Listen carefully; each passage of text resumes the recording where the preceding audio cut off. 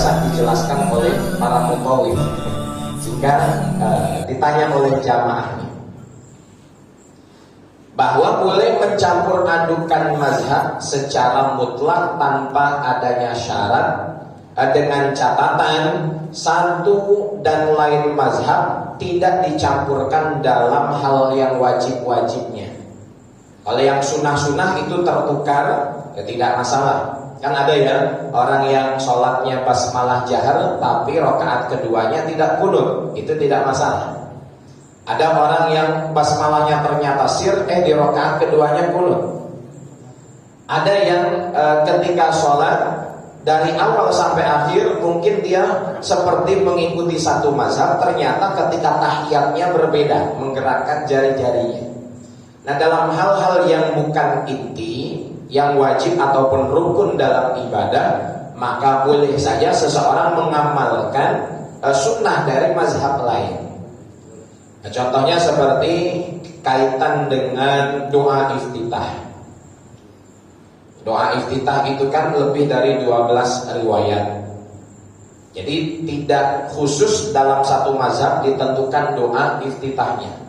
Tapi silakan boleh kita baca yang riwayat Bukhari, Allahumma ba'id baini dan seterusnya. Boleh kita baca yang riwayat Muslim, wajjahtu wajhiya lillazi sampai akhir. Ataupun riwayat Bukhari yang lebih ringkas, Allahu akbar kabira walhamdulillah katsira sampai akhir. Kemudian ada yang ringkas juga riwayat Abu Dawud, subhanakallahumma bihamdika wa tabarakasmuka wa ta'ala. Ataupun ada yang jarang kita baca, kita hafalkan, diamalkan juga boleh, Allahumma rabba Jibril wa Mikail wa Israil dan seterusnya. Nah, itu tidak sampai membatalkan satu ibadah dan tetap semuanya berpahala. Ini taklid yang diperbolehkan secara mutlak. Kemudian yang kedua, taklid yang diperbolehkan dengan syarat adalah dengan syarat taklid tersebut berbeda ibadahnya, ataupun taklid tersebut diperbolehkan karena ada kebutuhan. Contohnya ketika kita melaksanakan haji, kalau memang mayoritas kita mengikuti mazhab Syafi'i, akan mengalami kesulitan saat haji, karena memang dalam pendapat mu'tamad yang terpercaya dalam mazhab Syafi'i, al-lamis wal malmus, orang yang menyentuh dan disentuh keduanya batal wudu. Dan tentulah ini sulit kita praktekkan ketika 78 sampai 15 juta orang berkumpul melaksanakan haji. Apalagi tawaf yang syarat sahnya adalah suci. Maka dari sini kita taklid dengan syarat kemaslahatan di sana, mengikuti pendapat Hanafi yang mengatakan bahwa bersentuhan tidak membatalkan wudu. Kemudian taklid yang diperbolehkan dengan syarat berbeda ibadah. Contohnya antara sholat dengan zakat, zakat dengan puasa, puasa dengan haji dan seterusnya. Jadi di Malaysia itu semuanya mengikuti pemahaman ibadah, khususnya sholat dalam mazhab Syafi'i.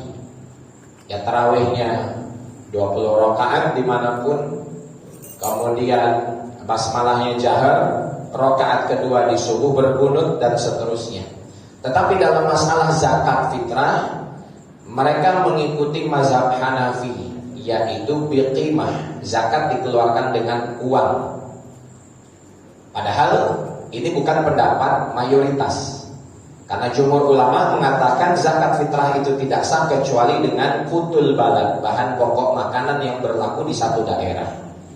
Tetapi ini pendapat ulama besar yang tidak boleh dihilangkan apalagi diremehkan, bahwa Imam Hanafi berijtihad bahwa zakat itu boleh dengan qimah. Dan melihat kemaslahatan yang ada di sana, bahwa di Malaysia itu banyak orang-orang yang mampu sehingga wajib berzakat, sedangkan asnaf zakatnya sedikit, baik zakat fitrah apalagi zakat mal. Itu banyak yang menunaikan secara maksimal, sehingga dikhawatirkan contohnya kalau memberikan zakat fitrah dengan beras, asnaf zakatnya mendapat beras berlebihan, kemudian beberapa bulan tidak kunjung habis, maka bisa beras itu kutuan, rusak, tidak layak pakai intinya, sehingga dirubah dengan uang. Dan kemungkinan ada orang yang sudah punya beras belum punya lauk, sehingga dengan uang dia bisa manfaatkan. Tapi kalau di kita, di Indonesia khususnya, saya rasa masih relevan dan masih sangat ideal zakat fitrah dengan bahan pokok makanan yaitu beras dibandingkan uang. Karena kalau kita kasih beras, banyak memang orang kita jangankan lauk, beras pun nggak ada. Dan kalau kita kasih beras, itu kadarnya masih sedikit. Nggak mungkin satu keluarga dapat 100 kilo. Berarti kalau dapat 100 kilo, pengurus masjidnya terlalu baik. Nah tapi kalau kita kasih uang, kan fakir miskin ini bermacam-macam ya. Ada yang soleh, ada yang nggak soleh. Yang soleh mungkin untuk digunakan manfaatnya. Fakir miskin yang tidak soleh bisa jadi uang dari zakat fitrah, apalagi zakat mal itu bisa dibelikan homer atau minimal untuk game online, atau minimal untuk sekarang judi online, macam-macam.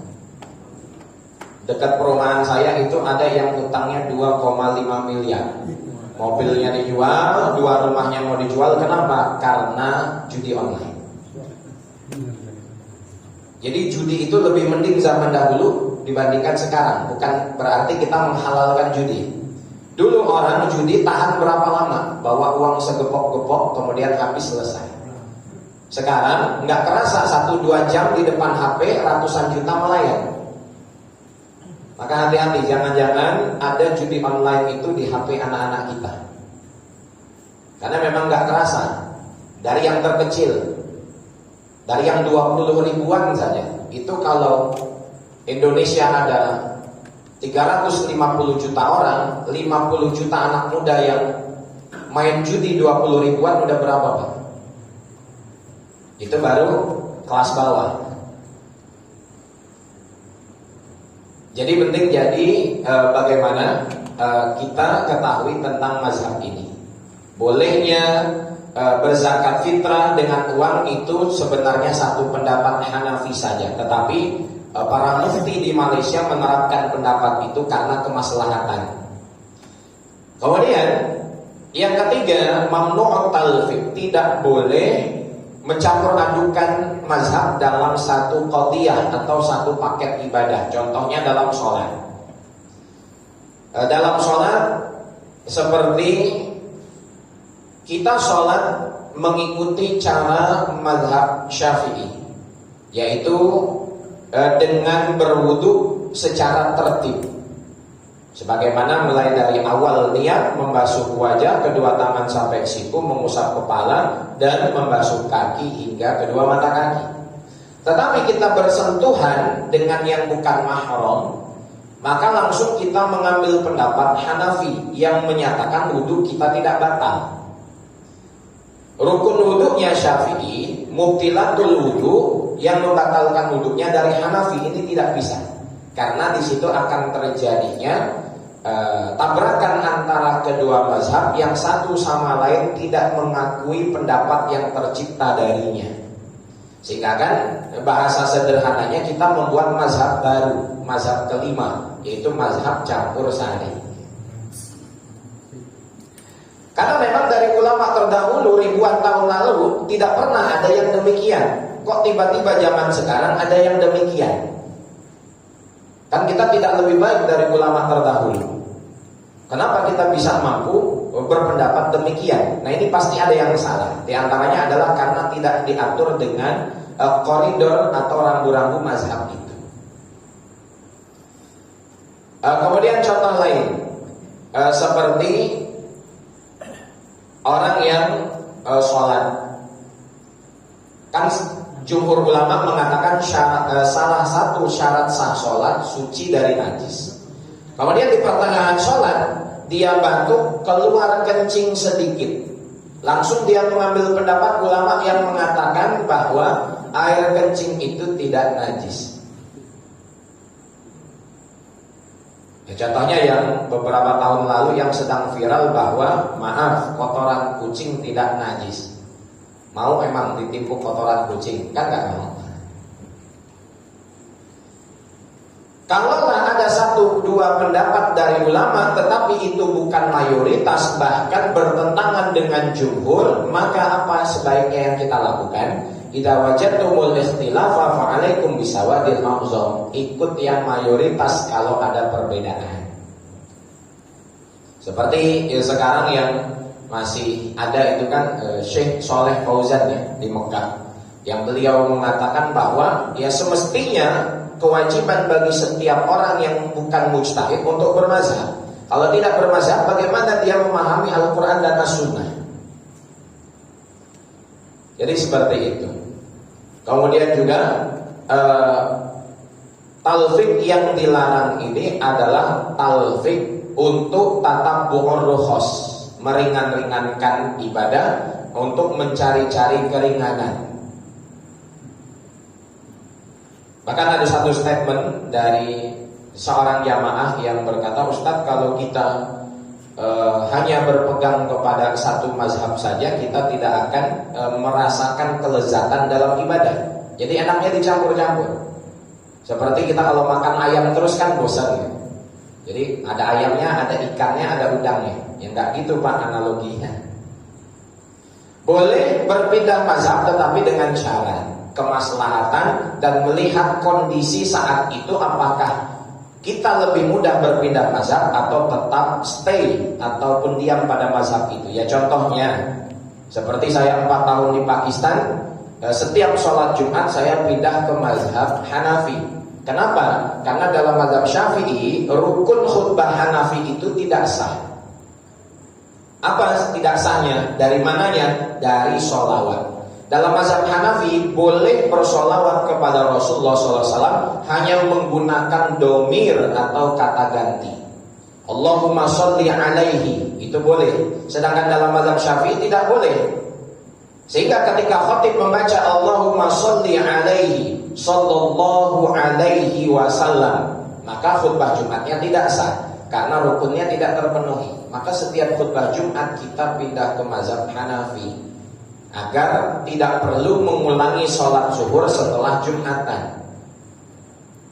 Karena solusinya ketika khutbah Jumat itu tidak sah, ataupun Jumatnya tidak sah karena syarat Jumat tidak terpenuhi, ataupun rukun khutbah yang lupa dibaca khotib, saya 2-3 kali bahkan lebih selalu mengulangi sholat zuhur setelah Jumatan.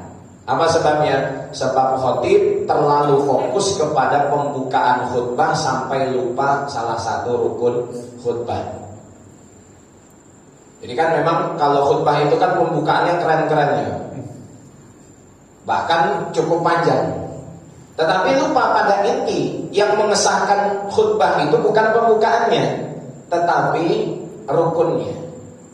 Kok dari tadi saya perhatikan, saya dengar khotibnya nggak baca sholawat Nabi, baik di rukun khutbah pertama ataupun kedua. Akhirnya setelah sholat ya sudah, untuk kehati-hatian pribadi mengulangi sholat zuhur. Baik para jamaah rahimakumullah, ini tujuan kita. Karena seorang dai ataupun seorang pengajar harus membekali ilmu tentang mazhab ini, kaitannya nanti yang berada di masyarakat. Tahun berapa ya Syekh Abdurrahman Sudais itu pernah ke Indonesia? Beliau pernah imam di Masjid Istiqlal Jakarta, kalau tidak salah sholat maghrib. Nah kita yang tahu bahwa beliau bermazhab Hambali tidak pernah menjaharkan basmalahnya. Tapi ketika diminta imam Istiqlal sholat maghrib, beliau menjaharkan basmalahnya. Bahkan ketika diminta imam sholat subuh di Malaysia, beliau membaca doa qunut subuh. Kenapa? Untuk menghormati mazhab setempat. Dan itu yang dilakukan oleh Imam Ahmad bin Hanbal ketika berziarah ke Mesir mengunjungi makam Imam Asy-Syafi'i. Ketika beliau diminta untuk jadi imam sholat subuh, maka beliau berqunut. Dan itu juga yang dilakukan oleh Imam Asy-Syafi'i ketika datang ke Baghdad ingin belajar ke Imam Muhammad bin Yusuf, murid dari Imam Hanafi. Ketika beliau diminta untuk sholat subuh, beliau tidak berqunut. Jadi siapapun presidennya tetap harus sholat subuh, Pak. Itu intinya. Baik para asatidz rahimakumullah, sehingga dari kebijaksanaan kita dalam menentukan mana yang harus kita ambil dan mentoleransi perbedaan di antara kita, maka umat ini akan bisa bersatu. Nah, masalah ibadah silahkan mau ikut yang Hanafi ataupun Maliki ataupun Syafi'i ataupun Hambali, tetapi tetap ketika kita berada di satu tempat itu, sebaiknya yang diprioritaskan adalah mazhab yang mayoritas. Untuk apa? Meminimalisir perbedaan pendapat. Contoh, saya ngerti mazhab Hanafi, tetapi ketika diminta mengajarkan fikih, saya tidak pernah mengajar fikih Hanafi, karena akan banyak pemahaman yang berbeda dengan yang sudah dipelajari oleh jamaah mungkin dari sejak kecil. Jadi harus kita ekstra di situ, bahkan tidak sedikit terjadinya gesekan karena kurang bijak dalam memahami perbedaan mazhab. Jadi beberapa keutamaan dalam memilih mazhab sebagai acuan kita dalam beragama. Nah, nanti kita akan bahas juga terkait Adabul Khatib yang ditulis oleh Syekh Izzuddin bin Abdissalam. Bagaimana semestinya khatib, apa yang boleh dilakukan, apa yang tidak boleh, apa yang sunnah, apa yang makruh, isi-isi khutbah. Jadi kalau kita di Indonesia ini termasuk bebas berekspresi. Di Malaysia semua khatib wajib pakai teks, dan teks itu datang dari depan. Jadi mau Jumatan di Al-Anhar ataupun Jumatan di Ad-Duha, ya materinya sama. Kalau hari itu riba, ya riba seluruh masjid. Kalau kita kan ya haji mumpung lagi pilpres, jadi ya materinya pilpres. Nanti lagi musim haji, materinya haji. Lagi ya macam-macam. Ya jadi ada plus minus. Karena apa? Tidak sedikit orang yang khutbah lari dari poin atau topik khutbahnya. Tapi dengan teks juga rasanya monoton. Bahkan kalau di kita ada 1-2 masjid itu yang ngensel khutbah. Udahlah kalau nanti khutbah tahun depan fulan, ustaz fulan nggak usah dimasukin lagi ke masjid kami. Kenapa? Kalau khutbah pakai teks.